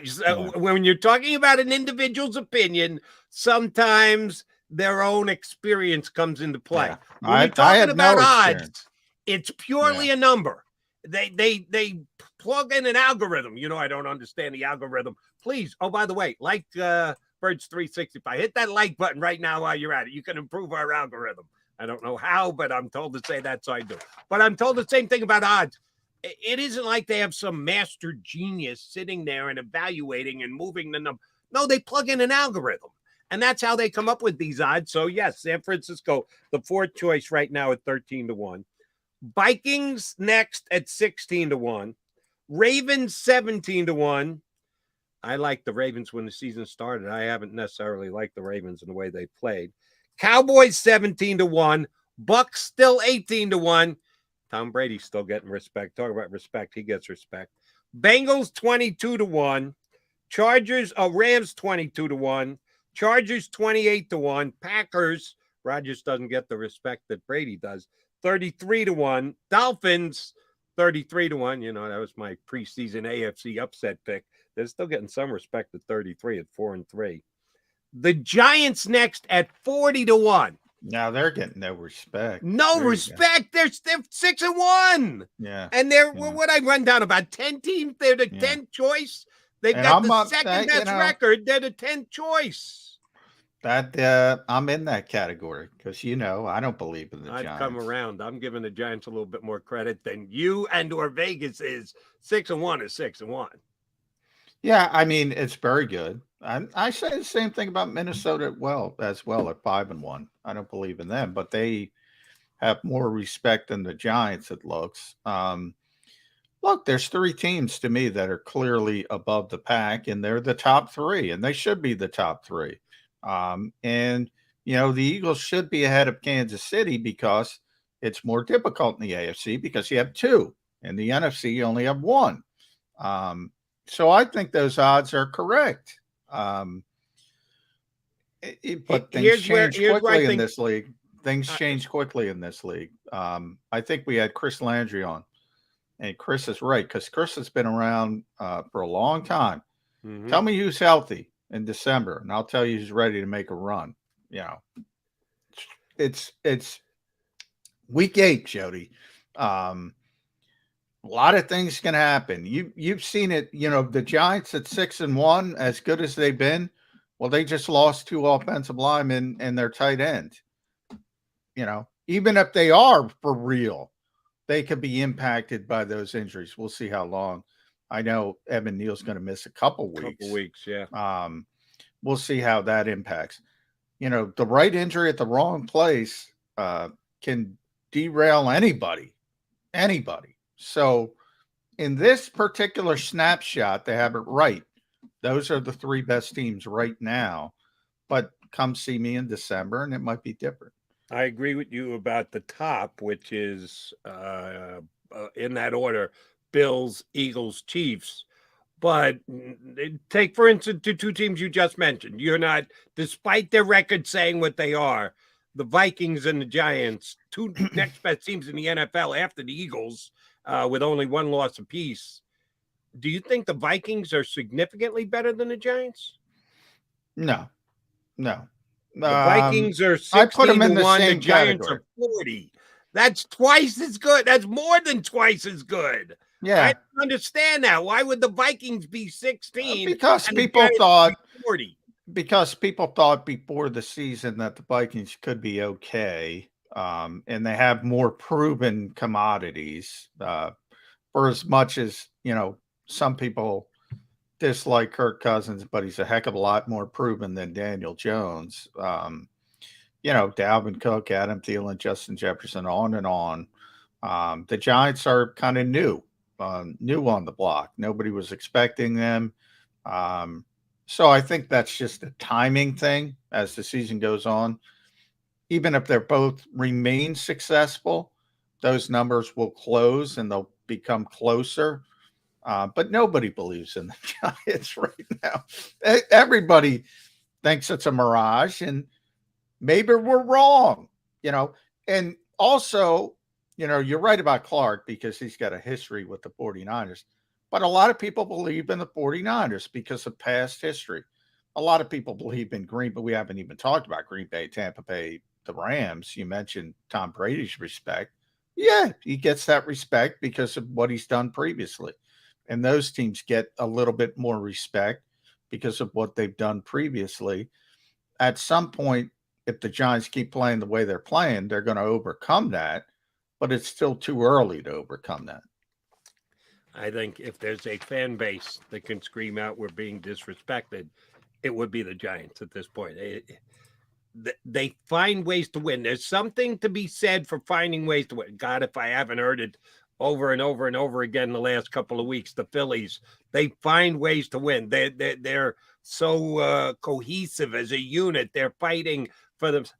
I think Dable has done that with the Giants. I look at the Giants roster and I'm not wowed by it by any stretch of the imagination. but they find ways to win. And I think there's. Well, I've said the Phillies, you could believe the same exact thing in the Giants. I say this, and I'm pretty consistent. Odds are different, but we've been doing this show for a while now. So whenever something comes up and people are disrespected by Chris Sims with Jalen Hurts, or people are disrespected by, Pro Football Talks, power rankings, or disrespected by Damo putting number 2, the Eagles in the power.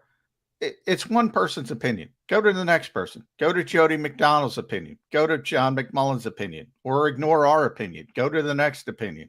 Go shopping for an opinion you like. It's just somebody's opinion. That's it. So I never get upset about it. Who cares? I mean, sometimes I agree with people. Sometimes I disagree with people. There's no reason to get upset by that stuff. I say it all the time. I'm very consistent with it. And knowing the fan base here in town, they do get upset, or at least they like to show that they get upset and like to be able to voice the opinion. Everybody hates us. It happens to Philadelphia all the time. No, it doesn't. I give you a prime example. Above and beyond the fact that the Eagles are the second choice right now to go to the Super Bowl. MVP odds. The favorite is Josh Allen. He's plus 125, so he's almost even money to win the MVP, which is a fairly strong, heavy MVP. Number 2 right now is Jalen Hurts. He's 5-1 to win the MVP, as is Patrick Mahomes of the Chiefs. So it's co-second choices in the betting outlet that I checked this morning. That's a pretty big difference between plus 125, which is slightly below 6-5, or between 7-5 and 6-5, and 5-1. That's a pretty big jump. So Allen is a prohibitive favorite right now for MVP, but Jalen Hurts is second choice. Raise your hand if you had Jalen Hurts in the MVP race before the season started.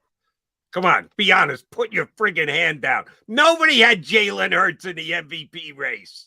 So it isn't, everything isn't dug in with their heels. Well, this is what I thought before the season started. No. We've got 6 weeks of evidence and numbers being piled up, and Jalen Hurts deserves to be number 2 in the MVP stand. So the whole, they thought that before the season started. In some things that holds water. In others, they just go by the board, and Jalen Hurts MVP case. I always got, I probably told you this before, this, the whole world is against us when it comes to TV announcers.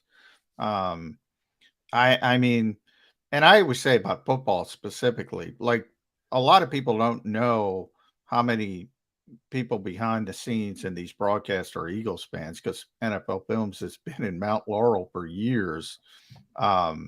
If anything, it's the opposite.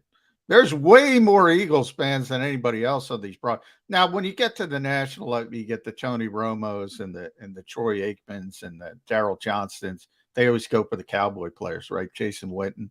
But overall, and I listen to Tony all the time. He's one of the few guys I do listen to, because when I am watching a game, which isn't often because I'm usually at games, he's one of the few I listen to. I'm kind of turned down the volume guy. I just watch the game. But he's really good. There's no evidence of overriding Cowboy. I just don't get it. And even if I got it, I'd be like, all right, who gives a flying? He played for the team for 15 years, whatever it was. All right. Yeah, he likes the Cowboys. Who cares? I don't get it. We're dealing with that on the baseball side now. I think Smoltz is phenomenal. Oh, Smoltz has been, and by the way, I ought to, no offense to these Phillies fans, and because there are a lot of hardcore Phillies fans, but there's also a lot of Johnny-come-latelys that are here for the ride. And they're saying, how could you have John Smoltz? He's been doing it for years. They didn't show up and say, the Phillies are in the playoffs and they're playing the Braves. We're going to get John Smoltz. I mean, come on. How long has he been doing that, Jody? It was so much better than they had to A-Rod and Michael Kay for the first series against the Cardinals. They're just awful. Well, Kay's a professional. I shouldn't say that. A-Rod's awful. Smoltz is so much better at what he does. It's ridiculous. But yeah, he was considered a Brave more than anything else. He called it right down the middle, as he should, as he always does, because he's as good as he is. I get more of that on the baseball side than on the football side, because the football, there is no hometown announcer on television.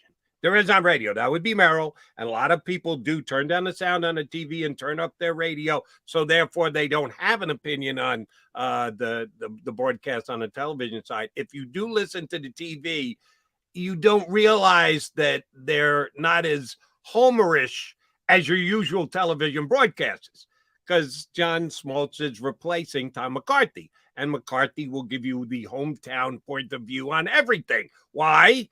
Because he's a Phillies employee doing the broadcasting. You don't have that change on television the way you do with the other sports. I think that it's a football thing, but it's more of a baseball thing of fan bases complaining about the guy rooting against them on the television broadcast. So I just looked it up. 2014, Smoltz started with Box, and he was number one. He was on the number one team by 2016. So it's been a while. They didn't show up and say, oh, guess what? The Braves are playing the Phillies. Let's get John Smoltz to get the tweak the Phillies man. He does it every single year if you paid attention. So that's some people, obviously the hardcore fans know that. The Johnny-come-latelys do not know that. And then you get this whole, oh, John, how could John Smoltz be doing a Braves-Phillies game? Because he's the best in the stinking business. That's why. He's been a lead voice for the broadcast network that has the top playoff games for 7 years. You're right. He didn't just come to the forefront at this time. All right. He's John McMullen. I'm Jody McDonald. Up next, we're headed down the shore. Mr. Sports Bash himself from 97.3 ESPN, Mike Gill. I'm going to ask him about the West. You think the West Virginia coach is going to get fired?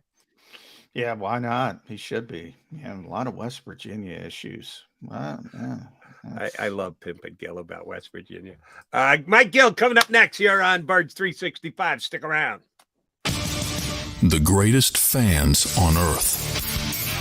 It's a bold statement, but would you expect anything less from Philadelphia? 58 years of heartache creates a toughness, a grit, a resolve not found in most. Sure, our prayers were answered, but now that we've had a taste, we're looking for more.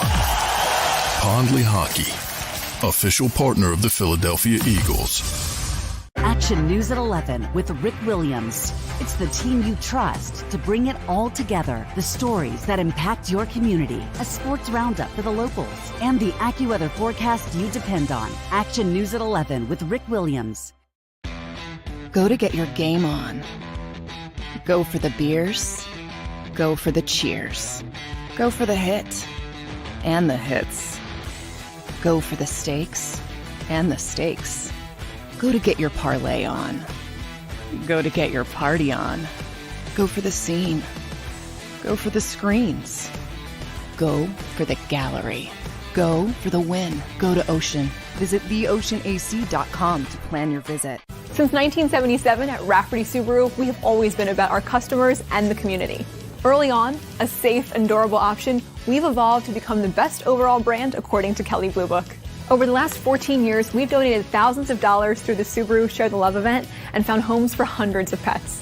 The Rafferty family is proud of our 45 years in business. This month, celebrate our anniversary with special financing on select models. Visit us and see why.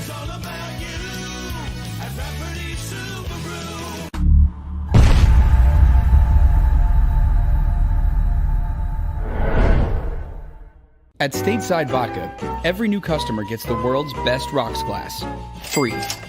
What's that? A rocks glass? You're telling me that bottle is cut in half? You could say that. Holy shit. And you're telling me I can get one of these glasses for free? That's right.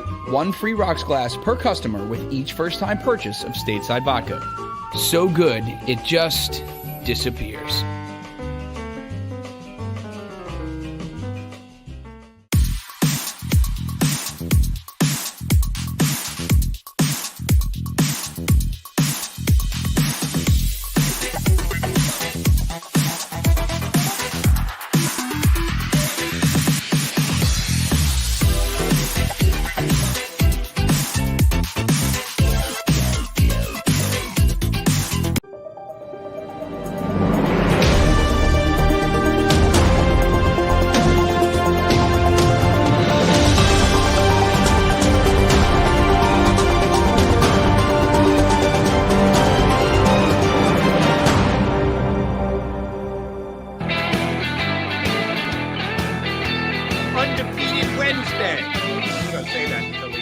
going to lose a game.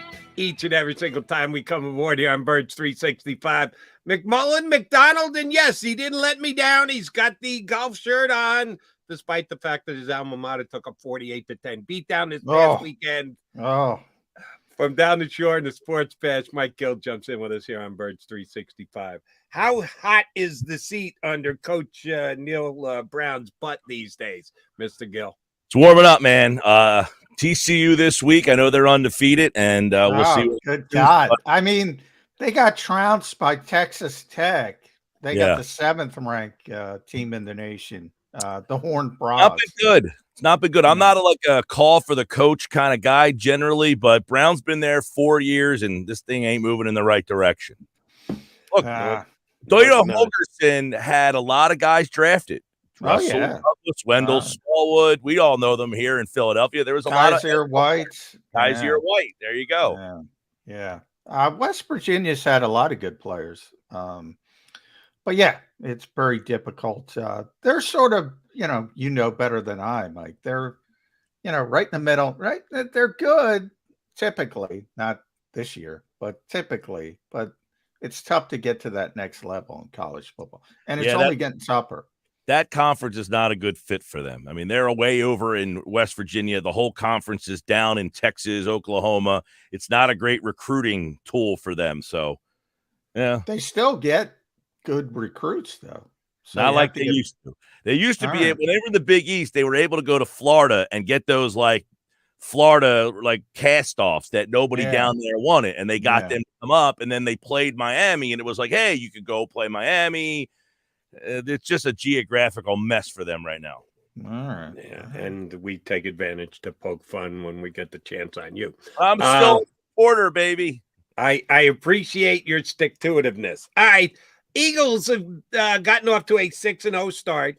Everything is going right. They're pushing all the right buttons on the coaches. The players are playing like they're supposed to. Nobody is underachieving. Is there a but involved here? Is there a shoe to drop that things have just been too good? Then anyone could have, even the most optimistic Eagle fan could have expected through the first 6 games. Or is this just going to continue? No, I mean, there's always a but, and they haven't really dealt with a lot of adversity injury-wise. Yeah, they had Mailata out, but they were able to kind of, that's one area where they can persevere is they have some depth on the offensive line. What happens if Jalen Hurts? He takes a lot of hits, he goes for those little 1-yard sneaks if he gets hit on the crown and gets a head injury and has to miss a game or two, or the ankle problem that he had last year. He had the ankle problem, missed a game, and then everybody wanted Minshew to play after he played for one game. And then it was just the Jets. It was the Jets, right. And after that game, when Hurts came back, he wasn't the same player. No, he didn't run around as much, but he was still out there. So, but there hasn't been that major injury. What happened if A.J. Brown tweaks an ankle, Devonta Smith? Somebody on this team where they have to show the depth. And it's any team that has to show depth, the Eagles have depth in the offensive line. They've had some injuries there, and they've kind of, withstood those. But what happens if they lose Slay, Bradbury? They already lost Maddox. That hasn't gone well, but they were able to get through it. But what happens if one of those outside guys goes down? Who's the third corner? That's something that possibly a trade helps them out. Safety, one of those guys goes out for the long. We saw that for 16 snaps. It wasn't good. Safety. Yeah. Well, I'm going to give you a different but, Mike. But you can't just turn the ball over twice in 6 games. That's what the Eagles have done. They turn it over once every 3 games. That can't possibly be sustainable, can it? And but John, you can't expect to get as many turnovers as you're creating every single game. When they won the Super Bowl that year, they created so many turnovers and was like, how long can this sustain? Well, the next year they didn't create those turnovers and the team struggled a bunch. Now, you're right. You're right. Like, how long can they go without Miles Sanders fumbling or Jalen Hurts? All the times he carries the ball, takes hits without him fumbling. He's not a big interception guy. I mean, he took care of the ball last year. So I don't know that he's going to just start throwing, picks all over the place. But fumbles happen, interceptions happen, strip sacks happen. But I look at the other side. They're creating turnovers at an epic pace. How long can they? I mean, what's the differential is astronomical. How long can they keep that going, which has created a lot of short fields and points for this team? All right, so let me throw you a hypothetical, Mr. Gill, because your point is well taken about the fact that injuries can happen, and there have been certain areas, not the offensive line, because guys have missed time, games, or at least snaps, and they've had to plug guys in, and for the most part, they've done the job. All right, Driscoll was a little overmatched by Michael Parsons, but other than that, they've done a really nice job. If they get up by 3 touchdowns in the game Sunday against Pittsburgh, and we're into the late stages of the third quarter, and it's 28-7, you give Zach McPherson some reps? Do you get either Bradbury or Slay off the field, preventing a potential injury and giving Zach McPherson some experience because he could surely use it? I think one of the problems with the backup safety who got forced in, how many reps was it, John, that he had to play? Kayvon Wallace? 16. Yeah. I think part of the issue was he hasn't gotten all that many snaps on the National Football League level. Would you go there? Would you try and get a couple of your quote-unquote substitutes into the game if you've got a blowout type game just to give them the experience? I would. I don't know why more teams don't just rotate a series. Hey, we're up big. Let's rotate a series. I feel like you see quarterbacks in the game at 34-3. Just have someone else out there hand the ball off. There's no need. I don't know why more teams don't do this, especially at a spot like that where, hey, look, we're going to get you out there for a series. You don't have to, set the world on fire here, but go out and get your sea legs. See the speed of the game. It's okay to see the speed of the game for a series or two if you're up big in that situation. Yeah, I like that idea. I don't know why teams in sports don't do that more often. I mean, guys are hitting in the bottom of the ninth up 10-1. Let the guy have a night off. I mean, you see it every once in a blue moon, but these coaches are so scared to go to that next guy sometimes because in the NFL, especially, the NBA is like this too. You hit a bunch of threes, you get back in the game because the NBA is a league where they will empty the bench a little bit and get guys, sit them on the bench. But where in the NFL, I mean, you get one big play down the field and the momentum shifts really quick. So I can but 28-3, if you have faith in your guys, you should be able to say, hey, you can go out there and I think for me, it's just more the speed of the game. Go out there and get the look at the speed of the game in case you need to be called on. Yeah, I agree. I mean, if you look at, I always bring up the old World League of American Football. I mean, I think there was something to the fact that Kurt Warner developed there and Brad Johnson developed there and Jake Delhomme. These were not high-level prospects, and they actually got to play. Now, nobody watched it. Nobody saw it. But I think there was something to actually getting on the field versus just, sitting in practice, running the scout team, and he got better, especially at the quarterback position. But you brought up the point, Mike. I mean, you're up 18 in this league and bang, bang. It's a 1-score game late in the fourth quarter. Everybody's just scared to do it. And if you're Nick Sirianni and you see Kayvon Wallace for 16 plays, well, guess what? You don't want to see Kayvon Wallace for 16 more. I mean, it's hard to get depth in this league. It is, and it's hard to come to grasp at when do I feel safe? When do I feel the other team has taken their foot off the gas? These are professionals as well, and they always feel that they're in the game, that they have a shot. But I know one of Jody's things, but ifs might be, but when are they going to put together 4 quarters of football? Jody, this might be the week. I said to John yesterday on my show that this could be out of the bye. Like, is this an overlook game? Not to me. This isn't an overlook kind of game. This is, they had that game against Denver a couple of years ago where they just crushed them. They beat them. They scored like 52 in that game. And that was kind of the game in 17 that everyone was like, well, this team might be pretty good. I feel like this is the kind of, look, Buffalo beat Pittsburgh 38-3. If you want to stay on the conversation, you don't have to, but the optics, if you want to stay on the level of where Buffalo is, you got to come around and smack this team and be like, all right, Buffalo beat you 38-3. You're at our place. We had a bye. We're not taking you light. 38-10. Well, that's a tough standard, 38-3. I'm not saying 38-3, but I'm talking about what Jody wants. One of these where you don't take your foot off the gas at 24. You just keep going past the 24. It's like Kramer needing gas in his car and not getting off at the exit. Mr. Kramer, like just keep going, just keep scoring. This is the kind of game that you might be able to say, all right, Buffalo beat you 38-3. Let's see how we stack up with you. One of the things, and I say it all the time because I love it, and Jim Schwartz told me the one time that games have personalities. And I said, you know what? Yeah, he's right. He's right. He's right. And on the rare occasion when you do blow out a team, all right, you look great. But I mean, that's not necessarily an indication of anything. It might be an indication the other team gave up just as much as you dominated. So I don't get caught up in these nebulous standards of playing 4 quarters. I've said this to Jody pretty consistently. I've said it to you. Every time this team has been challenged, they've answered the challenge. That tells me more than blowing somebody out who might be a bad football team, might give up on a particular game day. I always joke about that Buffalo-Kansas City game from the other direction. Everybody in the league overreacted to that. Oh, we can't compete with that. They don't play like that every week. Yeah.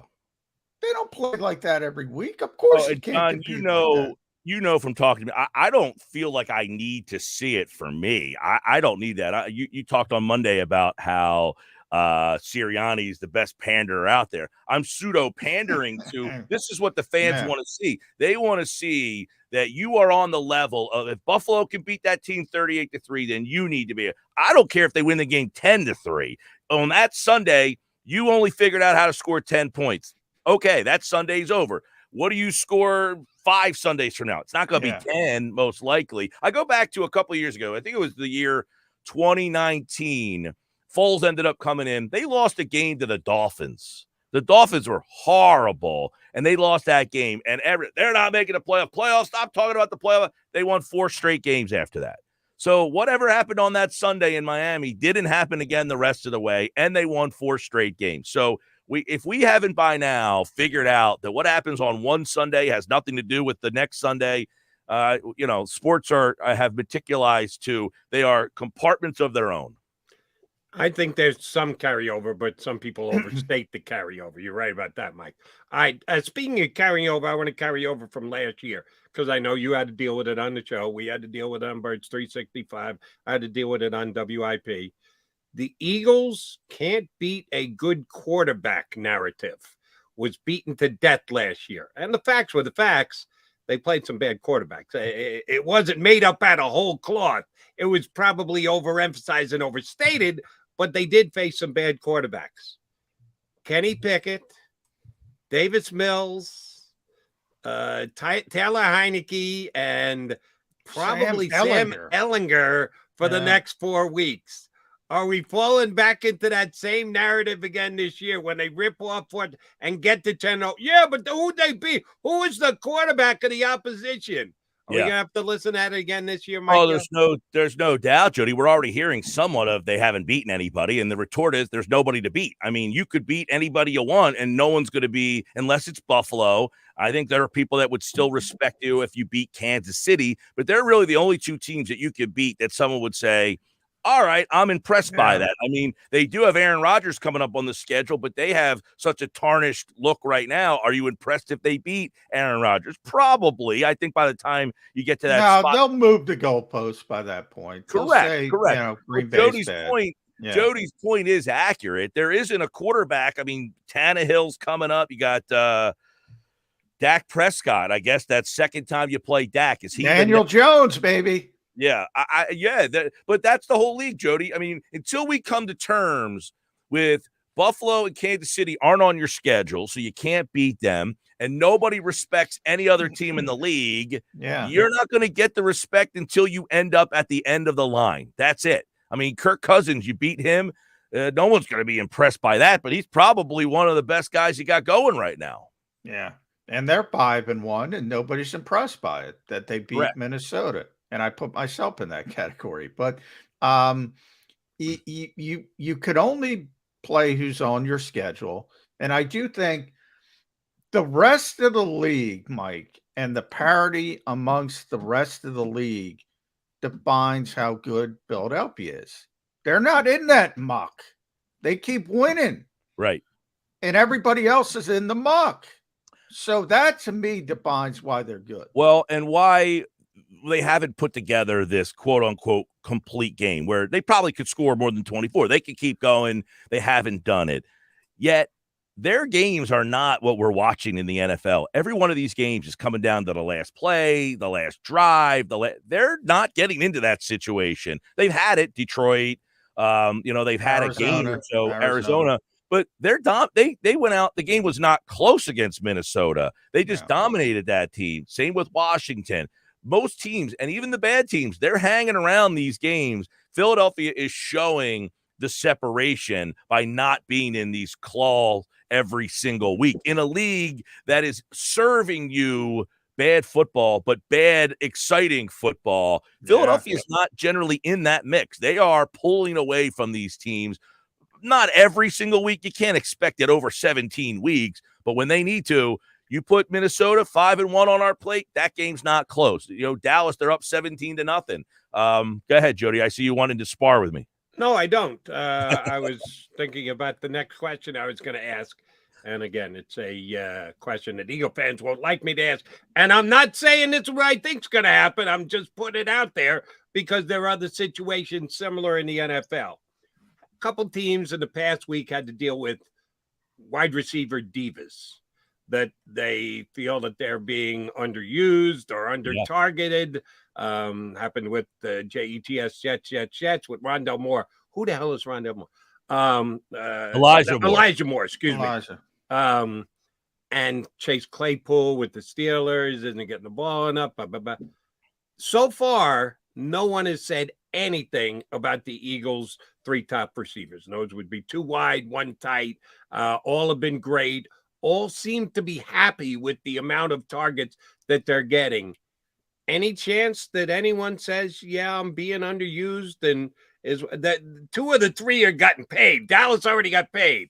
Brown already got paid. I would suggest if it's anybody, probably be Devontae because he hadn't gotten to the second contract. But we got 3 more years before we get there. Am I opening up a Pandora's box here that I'm idiotic to even look into? Brown 53, Smith 43, Goddard 34. They're right where. They're it's not like someone's 70 and you're at 30. I think the one game Brown got to eat. The next game Smith got it. They have kind of spread it around. Now it's been kind of one game. You're the guy. We haven't seen that game. Maybe we did where everybody kind of got to play a little bit. I think the Minnesota game, they kind of got everybody involved a little bit more. No, I see what you're saying, but look, I think one of the things about Sirianni is they have these guys buying in and enjoying it. Like they like what's going on in here. It's the Rob Thompson. They just like playing for the guy. They believe what he's saying. They think he's pushing all the right buttons. I think these guys believe in what's it's hard to criticize Sirianni because he's not the play caller. A lot of times you criticize the coach because you don't like the way he's calling the plays. Well, he doesn't call the plays. He's just kind of the guy that's showing you the emotion on the sideline. He's become that figure. And in this town, the fans love that figure. They love the guy who's out there and doing all that stuff in game. But I think behind closed doors, the players appreciate him too. And that's why I think this team is 6-0 because of that harmony. You have teams that are buying into, all right, today's my week. You got next week. I like you. Cool. That's cool with me. But the targets. Yeah. Well, it helps to win, Mike and Jody. Well, right, they're winning games. You're 6-0. You can say you can't be. You can't do this. I guess the Jets have been. Jody brings up Elijah Moore. The Jets have been bad for a long time, and now they're finally showing some life, and it's a bad look for Elijah Moore. Yeah. You can imagine you don't want to be the a-hole that is got at 6-0 going, give me the football. No, but you see what happens. That's Antonio Brown level. You see what happens to a team where they like the coach and they want to play for the guy, but it's not going well. It's a team like Detroit. You just get run out. You just wear out. You can't keep playing with that emotion every single week. They're playing with this, I love this coach. This guy's great. And they're fighting and they keep losing. Well, then they get shut out against the Patriots. They score 6 points against Detroit, against Dallas, is because you can only keep that level of I like playing for the coach while you're losing for so long. Yeah. Well, and Jody, to your point, you asked the rhetorical question, am I bringing up a Pandora's box? Yeah, you are now, but hey, A.J. Brown's got that sign above his locker, always open. A.J. Brown is got a lot of confidence. I've gotten to know A.J. pretty well. He's a great guy. If they lose games and he's not getting the football, oh, you're going to hear about it. Okay. But they're not losing games. They're not losing games. What happened in 2017? They lost the game against the Chiefs, and LeGarrette Blount, I don't think, got a carry in that game, and he got asked about it, and there was a little rumbling, and that was about all you heard that season. And after that, Blount was a part of the offense. They ran the ball a little bit more, but that one game you did have, hey, what's going on? Why isn't LeGarrette Blount carrying? I think it was 17, right? It had to be. He was only on the team the one year, but it was Blount that didn't get a carry against the Chiefs. So, yeah, if you have a game, even when there's tons of success, when you deal with that one game of adversity, you're going to be like, we could have won that game if you threw the ball to me. But, does that bring the whole team down? I doubt it if the team is special enough. If the team's special enough. If they're not special enough, you can't handle it. All right. Yesterday, Jay Glazer, who I respect as one of the best NFL insiders, and he's actually a buddy, when asked about the Eagles, would they make any trades? Howie Roseman does like the deal. He said, if they do anything, I would see running back as something they would look to add. Now, I love Glazer. He's, like I said, I've known him 30 plus years. Where do you think he's coming up with this? He's really smart, B, really tied in. I don't think the Eagles need a running back. If they had an injury, I'd say, okay, fine. Even if it's a lower level guy, not a guy who would compete with Miles for the most carries. Why do you think Glazer went running back? Can I jump in before you answer, Mike? Well, he as he said this quote, I was talking to Howie Roseman. Jay's got the backbone. So, I mean, yeah, he knows. And so I'll add that on, like running back, and you go back to 2017. LeGarrette was playing fine, but they had an opportunity to add Jay Ajayi to the mix. If they can do the same thing now and say, if it's Miles Sanders and David Montgomery, Jimmy Kempski brought up David Montgomery. If it's Miles Sanders and Kareem Hunt, somebody like that, just pick the best player, play the best player, like the Eagles did that year. Who's got the hot hand? I could see that happening. Yeah, no, I don't think it's a necessity that you have to get this guy, much like Jay Ajayi. I think everybody was kind of like, when they got him, like, whoa, okay, now you mean business. We didn't think we needed that guy, but could this team? I think I like Boston Scott, but they don't view him for whatever reason as kind of that Darren Sproles kind of catch the ball out of the backfield kind of guy, where he can kind of get in there for a series or two and be used in the screen game and the kind of curl out of the backfield. Maybe they go out and get a guy who can catch the ball, run some routes. Because for whatever reason, they don't view these running backs, to me anyway, maybe you guys disagree, as pass catchers. Like Sanders, they don't look at. He had a rookie year. He caught the ball 50 times. They haven't thrown it to him since. He's had some drop issues. Scott, they don't use in the pass game all that much. And they don't even use Gainwell. Gainwell was supposed to be that guy, and he hasn't. So if you find a guy who that's his specialty, Sal Powell was on with me. He mentioned like a Rex Burkhead, a guy who just catches the ball. That's what he does. He's a veteran. He knows where the sticks are. He can get that 3rd and 5 out of the backfield, dump out. That guy that just frustrates the hell out of a defense, that when he catches the ball, he catches it and gets right up the field, gets that first down, and keeps the sticks moving. Here's how I would answer a question if I were the head coach of the Eagles. Phone rings in my office. It's Howie Roseman says, listen, I can get David Montgomery for a 6th-round pick. What do you think? I'd do that yesterday, by the way. If I can get David, I'd do that yesterday if I could get David Montgomery for a 6th-round pick. Yeah. Okay. He's a good player. Here would be my response if I were Coach Sirianni. No, we're good. I pass. Because what are you going to use him for? He's going to come in. He's going to be the short yardage back. Well, guess what? If he gets stopped on 3rd down, if he gets stopped on the goal line, you know what Eagle Nation's going to say? Why didn't you just use Jalen? He can't be stopped on a 3rd and 1, a 4th and 1. You hand it off to Montgomery. He doesn't make everybody's coming down on the coach. If I'm the coach, I go, no, I got what I need here in the backfield. Yeah, so I agree. I don't think power, everybody's like, they need that short yardage back. They got to be one of the best teams in football when it comes to short yardage. They are. They got Jalen Hurts. That's their guy. I understand the thought process of we don't want our guy constantly, I was on with Saratella yesterday, and he asked about all the times that Hurts has to lower himself and how many times he gets hit on the crown of the head. Are you worried that he gets a concussion because of that? Sure, it has to be thrown into the mix. So do you go 3rd and 1 or 4th and 1 every single time with that? No. So who's the guy who takes that handoff? Okay, Boston Scott, maybe you hand it to him. Gainwell's been okay on those little short yards. But the point of in a big spot goal line, they're going to use Hurts. That's the guy. They're not going to hand it to David Montgomery. No. Well, and the bigger point to me, and because I was emailing with Sal, and he brought up Rex Burkhead to me as well.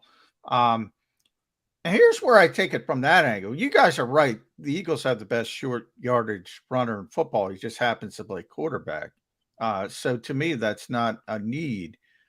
But also because of the quarterback, that's part of the reason they don't throw the ball to running backs. Why bother?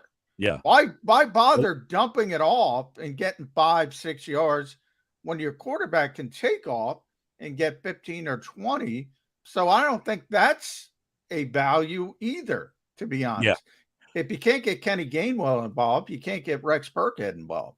Right. The guys he gave me, by the way, were Burkhead, Brandon Bolden, who caught 41 balls last year, Latavius Murray as a power back, and then he mentioned Kareem Hunt if you want to kind of make the big splash. Those were the 4 names he gave me. Yeah.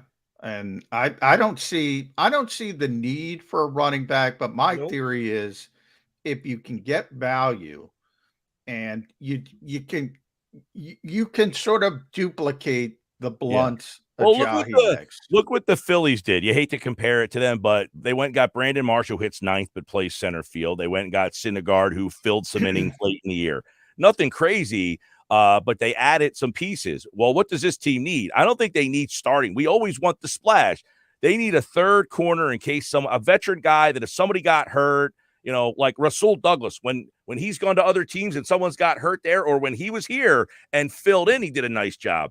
For whatever reason, when he got extended playing time here, he didn't do all that well. But you need a third corner that's probably a veteran that, knows what he's doing, much like when the Eagles got Corey Graham to play safety. That third guy at safety or corner, just in case something happens to one of those starters. That's the kind of move that I would imagine that this team is more inclined to make. I would throw back to you guys, is they're in a unique situation. They're 6-0. They're thinking Super Bowl. But are people calling them because of their depth and saying, hey, what about Andre Dillard? What about this guy? This guy's not getting a lot of playing time. Andre, especially now that Jack Driscoll has proven he can play left tackle at least a competent level. Yeah, I think if somebody is calling about Andre Dillard, and I heard the Raiders were calling about Andre Dillard, well, I don't know why, because they have Colton Miller. He can't play right tackle. But if the Raiders are that dumb, hey, you might have to seriously consider moving him. They have Jonathan Abram at safety. Maybe that's the third safety. They have Cleveland Farrell. If you want that fourth edge rusher, maybe throw that in the hopper. By the way, I think Sal Powell's ears are ringing. He just texted me. Is he watching? That's possible. That's possible. It's a possibility. I just got an email from him as we're having this conversation. But no, you're right. I think Howie can still think about building this team for the future while also adding to the current. It's a unique situation that they have put themselves in where they can wear 2 hats at the same time.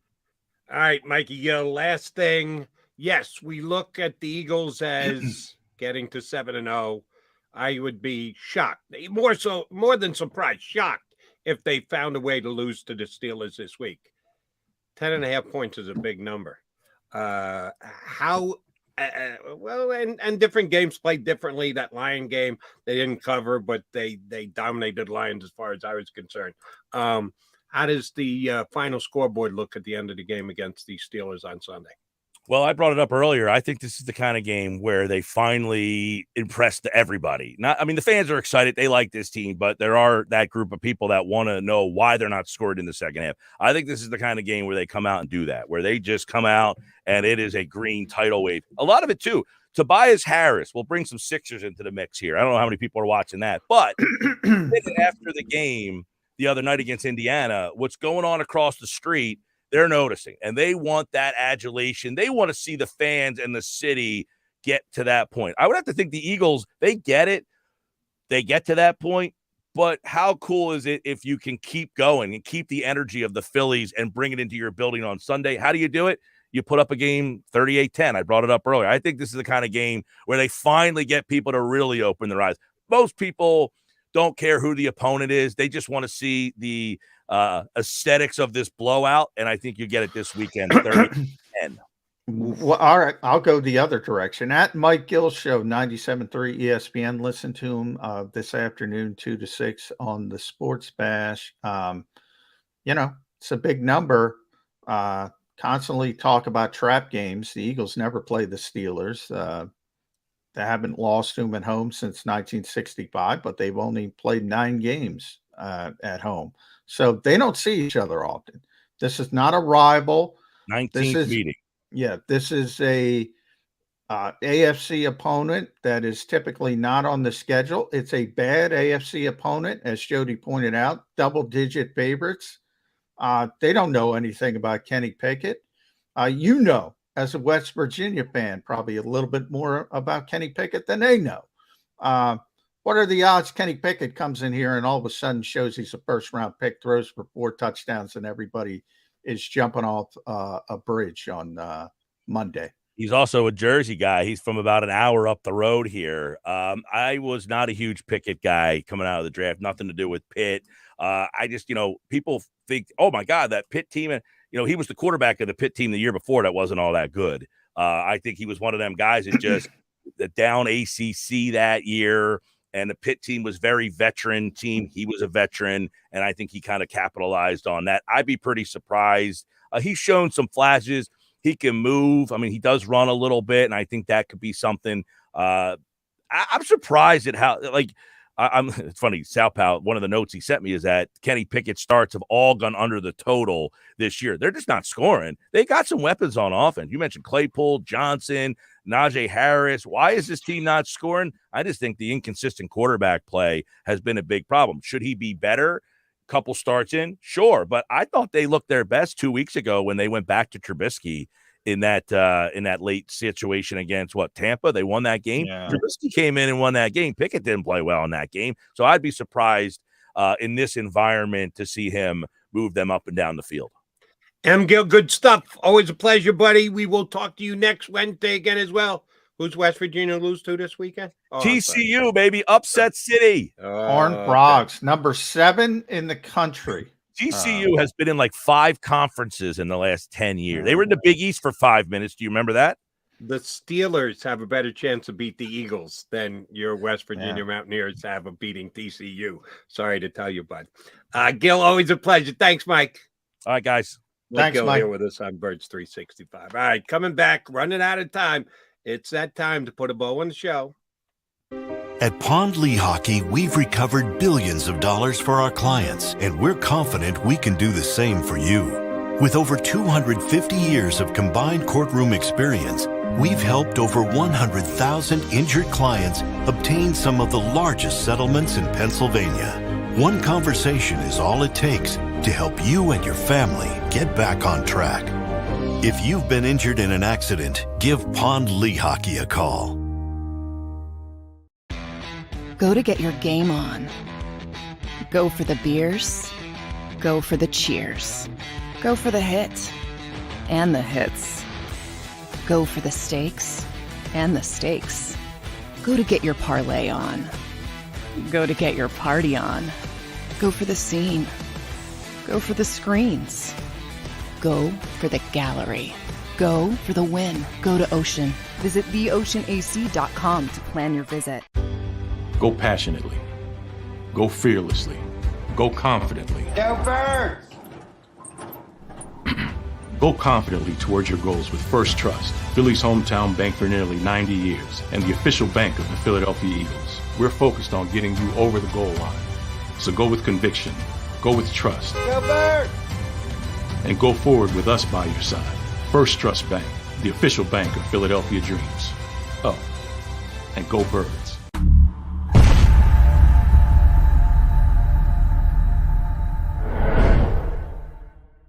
Welcome to Pond Lehocky. We've helped over 100,000 injured and disabled workers obtain benefits, as well as some of the biggest settlements in the state. If you've been injured at work, give Pond Lehocky a call. Score and save in southeastern PA and Delaware with Colony Pools this football season, and let the experts close your pool with a custom Merlin safety cover in green for the birds. And if you join our Winter Watch team, we'll give you another 20% off, and Colony Pools will handle it all. Keep your tiles on your pool, not in your pool. Fly with Colony right now, Birds fans. Visit flywithcolony.com. Jeff D'Ambrosio, Destination Downingtown's 5-day used car super sale. Jeff puts an end to high prices now. 5 days of the best car, truck, and SUV deals ever. Over 1,000 vehicles, every make and model. Stop overpaying. See Jeff today and get a quality car, truck, or SUV now. The 5-day used car super sale. Experience how easy it is to deal at Jeff's. Nobody treats you better. Nobody gives you more. Jeff D'Ambrosio, Destination Downingtown. GoJeffAuto.com.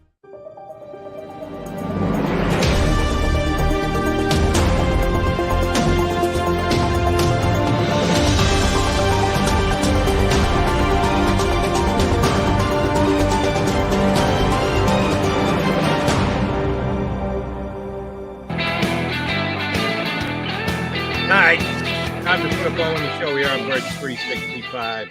Johnny Mac, it's been over a week since your car had to go across the bridge and go to the NovaCare complex. You sure you know how to get there for Eagles? Autopilot, man. Sometimes I'm going to that place and it just takes me there. I don't even know how I got there. You don't remember making turns. Been there, done that. All right, so you can get Sirianni today, right? Anybody else that you'll be able to talk to? Open locker room. So, do you have any requests? Yeah, the special teams coach, if he's going to be able to whisper. No, well, we're not going to have the special in Howie's ear. I meant player wise. Open locker room, so I can go up to any player if they're in the locker room. All right, well, I'll figure something out between now and what time you going in? Nick Sirianni goes at 12:15, so got to be there by then. Okay, and then is that before or after practice? That is before. Practice is not till 2:40. 2:40. So open locker room is before or after practice? Before. Okay. In between. All right, then I'll text you. So I'll figure something out. A foolish question to ask. I don't need you. You don't need my help, buddy. You kind of know what you're doing. You'll do just fine. All right, and that's why I say John McMullen should rejoin me tomorrow. You back in tomorrow? I know we got Zingaro. We're working on the other one. You'll be here at 10 o'clock tomorrow morning? I will be here 8 o'clock, hopefully. 8 o'clock. 10 o'clock, I'll be a little late. So hopefully I make it before. I was I was 5 seconds late today. Yeah, you're dragging. But we got the show pretty much on time. And we hope you enjoyed the 2 hours we spent with you here on Birds 365. We will do the same again tomorrow in 2 and 2.